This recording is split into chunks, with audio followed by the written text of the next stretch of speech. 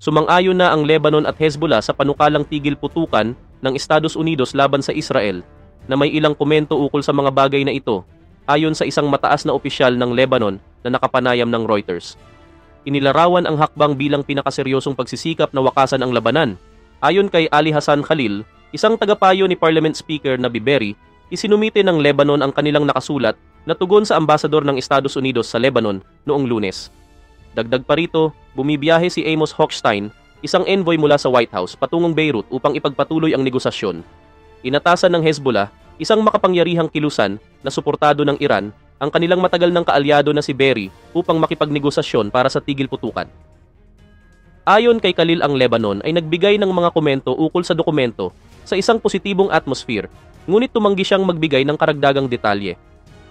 Ang lahat ng mga komentong aming inilahad ay muling pinagtibay ang eksaktong pagsunod sa UN Resolution 1701 kasama ang lahat ng mga provision. Ang UN Security Council Resolution 1701 ay nagtapos sa naunang digmaan sa pagitan ng Hezbollah at Israel noong 2006. Nilalaman ng resolusyon na walang armadong presensya ang Hezbollah sa lugar sa pagitan ng hangganan ng Lebanon-Israel at ng Ilog Litani na nasa humigit kumulang 30 kilometro hilaga ng hangganan, isang probisyong nilabag na ng grupo mula pa noong una. Ayon kay Khalil, nakasalalay ang tagumpay ng inisyatiba sa Israel. Sinabi niya na kung ayaw ng Israel ng solusyon, maaari itong lumikha ng 100 problema. Dagdag pa ni Khalil, sinusubukan ng Israel na makipagnegosasyon habang patuloy ang kanilang pambubumba na tumutukoy sa paglala ng airstrike sa Beirut at sa mga suburbs sa timog na kontrolado ng Hezbollah, at hindi nito mababago ang aming posisyon.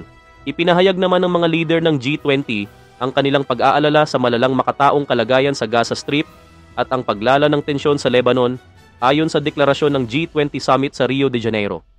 Ayon sa declaration, habang ipinapahayag ang aming malalim na pag-aalala sa mapaminsalang makataong sitwasyon sa Gaza Strip at ang tumitinding tensyon sa Lebanon, binibigyang diin namin ang agarang pangangailangan na palawakin ang daloy ng makataong tulong, palakasin ang proteksyon ng mga sibilyan, at alisin ang lahat ng hadlang sa malawakang pagbibigay ng makataong tulong.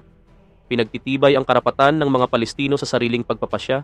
Inuulit namin ang aming matatag na suporta sa pananaw ng solusyon sa dalawang estado kung saan ang Israel at isang estadong Palestino ay namumuhay ng magkatabi sa kapayapaan sa loob ng mga ligtas at kinikilalang hangganan, alinsunod sa pandaigdigang batas at mga kaugnay na resolusyon ng UN.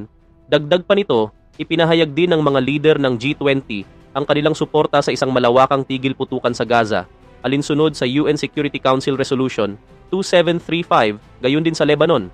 Ang summit ng mga leader ng G20 at iba pang mga bansa na inanyayahan ng Brazil ay ginanap sa Rio de Janeiro noong November 18 at 19. Ayon sa Brazil, 42 na bansa ang lumahok sa kaganapan. Itinuturo naman ng Israel ang responsibilidad sa Iraq para sa mga aksyon ng mga pro-Iranian militias na nagmumula sa teritoryo nito at nakatuon laban sa Estadong Hudyo. Kasabay nito, iginiit ni Israeli Foreign Minister Gideon Saar ang karapatan ng Israel sa pagtatanggol sa sarili at nanawagan sa UN na agad na kumilos tungkol sa isyong ito.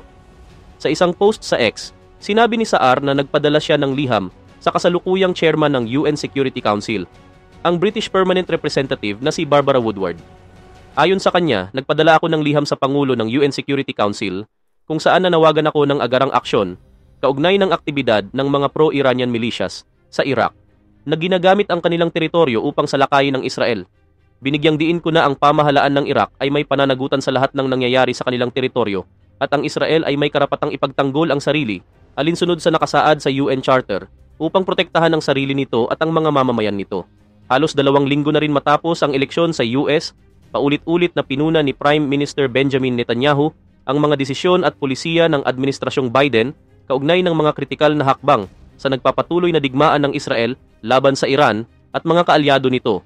Ayon kay Netanyahu na nagsasalita sa Knesset, may mga pag-aalinlangan ang US at iminungkahi nilang huwag tayong pumasok sa Gaza.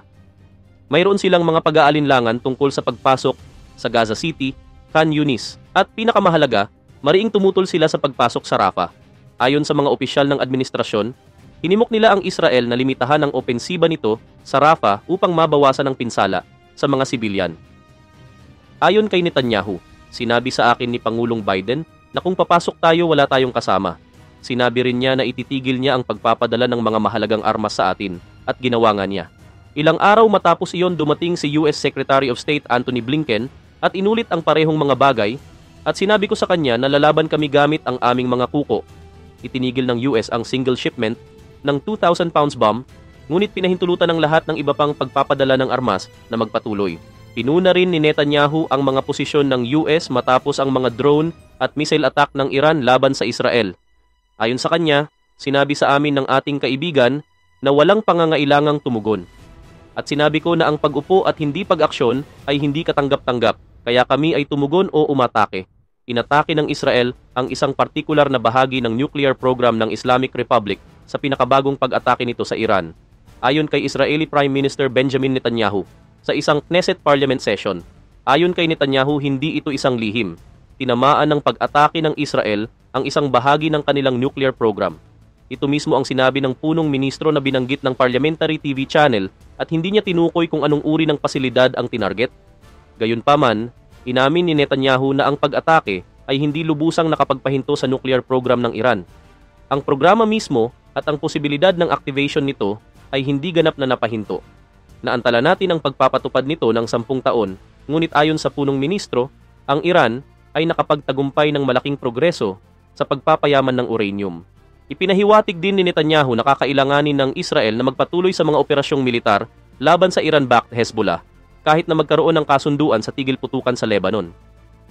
Ayon kay Netanyahu, ang pinakamahalagang bagay ay hindi ang kasunduan na nakasulat sa papel. Kahit na mayroong kasunduan, gaano man ito kaganda, kakailanganin nating upang matiyak ang ating seguridad sa hilaga ng Israel na sistematikong magsagawa ng mga operasyon, hindi lamang bilang tugon sa mga pag-atake ng Hezbollah na maaaring mangyari. Kahit na may tigil putukan, walang makakapaggarantiya na ito'y magpapatuloy. Kaya't hindi lamang ito tungkol sa ating reaksyon, kundi pati na rin sa kakayahang pigilan ang Hezbollah na mas lumakas.